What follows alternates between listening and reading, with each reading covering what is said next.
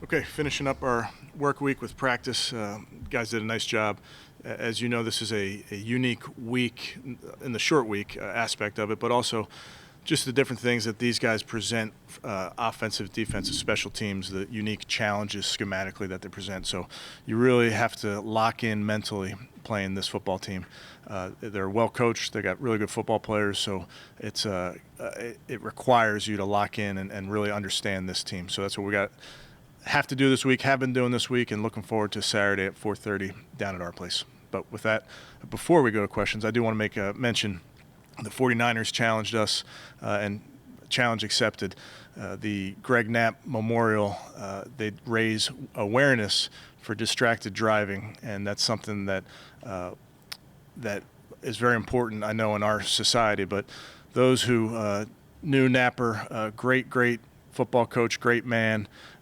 I wasn't very close to Napper, but if you're coaching quarterbacks in the NFL, he's somebody that was like a God figure in the quarterback circles and how he coached quarterbacks. And I'm very close to a lot of people that were close to Napper: Clancy Barone, Gary Kubiak, Jason Tarver, Joe Woods coached with Napper. So a really special man who was gone too soon, and we want to raise awareness for his fund, for his memorial. And one of the things that teams are doing is running stadium steps before the game, which is what we'll do in his honor, which is something he did before every one of his games. So just want to make mention of that.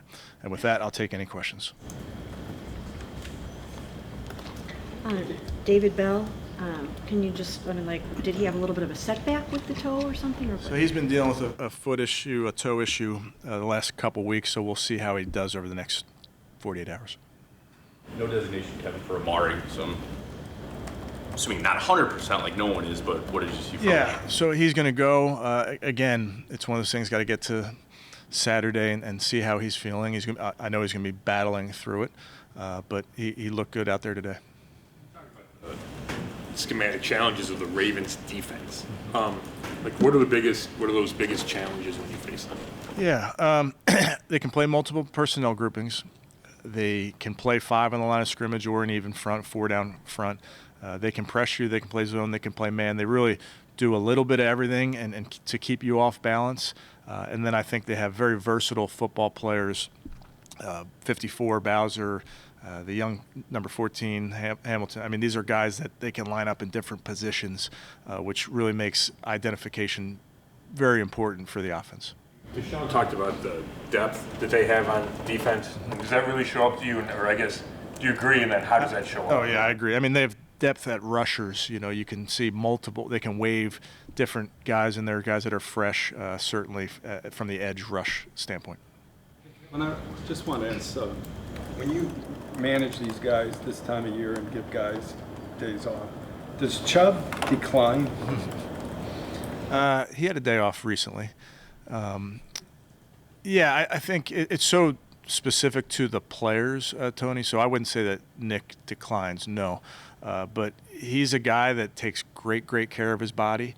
I know he's got a bunch of touches for us this season, but he feels once Wednesday rolls around, he feels good. And I think Stump does a nice job of managing his workload throughout the week.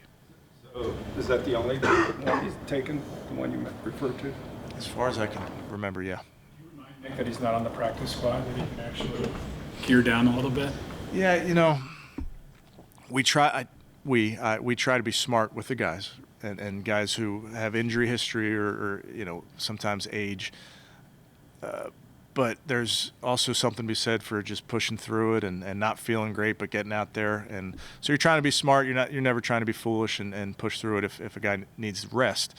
But I think Nick in particular, his teammates know that he's always going to be out there. He's always going to be working. He's not going to be wearing sleeves. It's just how he rolls. Hey, Kevin, you always mention when you talk about run blocking, it's not just the 5 guys on the line. My question to you is, have the receivers been blocking well or have there been some issues there? Yeah, I don't think they've been – I think they've been as they normally are blocking the receivers. I mean, it's a big part of any run game, our run game. is those receivers blocking force. And when we say force, we're either talking the safety or the corner, depending on who's the down guy in that defense. So they get a big share of it. I'm sure Coach O'Shea would tell you they need to be better because that's, coaches are hard on them. But they've been assignment sound, and they're a big part of when we have success. They're a big part of it. The objective obviously is to win, but with Deshaun over these last 4 weeks, are there specific goals you guys have in mind as he progresses and gets back to himself? No, I think Deshaun really takes each one of these games in its own week, and this week is all about the Ravens and what we need to do as a team, what he needs to do for the offense to play good football. But outside of that, I don't think that's really his or our focus. I think Baltimore's so good at taking away the football. I think they're second or third in turnover ratio. Yeah. Right? Obviously, I know you emphasize Yeah. protecting and taking away, but just what makes them so good? Yeah, they're +9 as a team, and we were -2 the first time we played them. Calais Campbell got his long arm on a ball. We turned one over on the last play of the game, but they do a good job, and we conversely have to do a good job on offense and special teams. When you have that ball, you have to put it away because they are punching, they're pulling, they're raking, they're doing everything they can to get that ball out. And then Calais Campbell and a bunch of the guys in their front are good at tipping balls. They do a nice job of getting their hands up as a pass rusher. We know this is a passing league, and all the emphasis is on passing.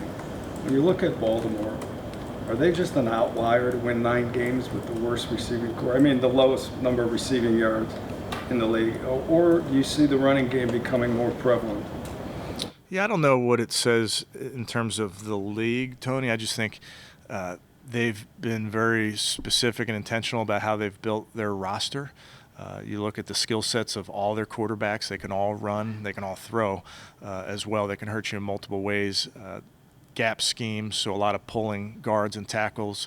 So they have some bigger bodies up front. So I think they've just, in their roster building, they've done a nice job. Now, is it different than the majority of the league? It is, and I think that's sometimes an advantage when you're talking about week to week facing different rush attacks, different pass attacks. I think that can be a challenge for defenses. With JOK out and, your other issues at middle linebacker, how much will they stress the middle of the defense with the way they run the ball and throw to their tight ends over the middle, and how big of a challenge is that? Yeah, it's a huge challenge when you're facing this offense, and they do work that middle of the field, Mary Kay, but they really do work you horizontally as well. They'll when they stretch some of their runs and the quarterback gets involved in particular, you really do have to defend all 53 1/3 of that field. But as you mentioned, the tight ends are featured prominently in their pass game. They have multiple tight ends that are really, really good football players. So it does stress your linebackers, it stresses your safeties to be really assignment sound in the run game and good in coverage. Ragland wasn't ready last week. How's he coming along? Yeah, he's coming along. He'll be up this game, ready to roll. About Miles a lot, but I think there's a stat that he's leading the league in pass rush effectiveness, and he's getting double teamed more than anybody else. So, especially the last few games, do you just kind of marvel at some of the stuff he's been able to do for you? Yeah, I think really since we've been here, and when you're a player of Miles' stature, you're going to get a lot of attention. Teams go into it and they want to chip him with tight ends. They want to slide the center to him so that the guard can get out to help him. So he has to fight through double teams. He gets the attention because of his history, just like a lot of guys, a lot of the premier rushers, and that can't slow you down. He plays a lot of snaps for us too. He plays, doesn't come off the field very often, so he's playing at a high level, and we need him to play at a high level to play good defense. Kevin, entering week 3 now with Deshaun, normally you ramp up a quarterback. We're going to get to some things in the playbook, but being in the season, is everything wide open? Was there any kind of plan of week to week adding stuff, or you just got a game plan for the team you're playing? I think you do have to game plan for the team you're playing, but you also can't do everything. You can't put in every play that Deshaun's run. There is a part of it that you have to slowly but surely progress into some different ways that you want to tweak your offense. I think there's things that we've adjusted to what we're doing that are very subtle but that are good for us, and then there's other plays that are maybe new that we're all just getting good reps on in practice and getting good game reps on.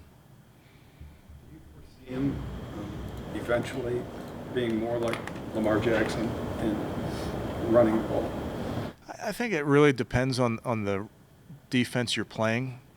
Some teams don't give you those opportunities and how they defend some of the runs, but we don't have a number of runs that he has to have in the game or those type of things. It's really based on the game that we're playing.